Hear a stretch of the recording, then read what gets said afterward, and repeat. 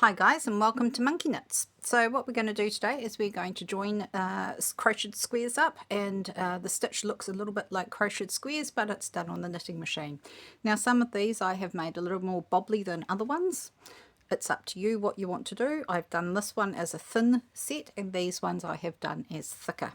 Now you could do a punch card and do like a 1x1 or something like that ferrule, just to give it a little bit different joining look. So this is how we're going to do it. When we have our squares, what we need to do is to remember that it will knit from the bottom up, and our right side is this side. So it's the same as our normal knitting, but it's just we need to start at the bottom and work our way up across there. So to do that, you push out your first end needle and you put your corner on. Now I've done my figure 8 cast on here. I find that really good. And then we go over on this side, so the right side is this one, and then we're going to knit up from the bottom from here up to there. So I will pull that one out and I will put it on.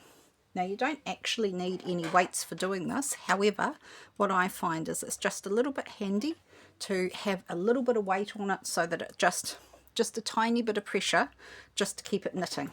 So I'm going to do 6 rows.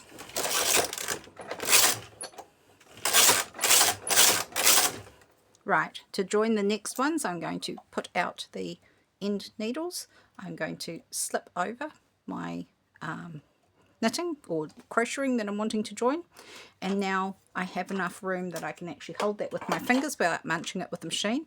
Again, it's just a tiny bit of tension, and we're going to knit 6 rows. Now you'll see that it's just done that little bit there. We won't actually need to do any tension now because these two will be holding on nicely. So we push out our first one, slip our piece on, pull that out, slip that on, and then we knit another 6 rows. Now I'm going to pause this video just for a moment, and then we're going to come up to when we're joining across the seam.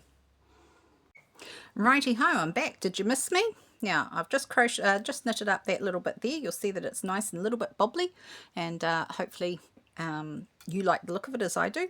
So I've just joined my last ones on, and we're going to go across. Now this time I'm only going to do 4 rows. I'm going to do 2 rows less because I'm not joining anything on. So here we go.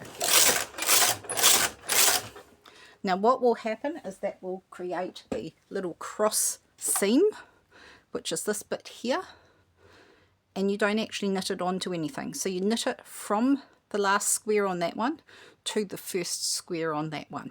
So that is how you do those little cross pieces when you're joining up or joining that way. So I will now, I've done my 4, so I will join the bottom of my next one. So this is my bottom. I'm going to knit up on this side, and there is my bottom. I'm going to knit up on that side, and then back to 6 rows. And then we are just repeating exactly what we've done before till we get to the very end.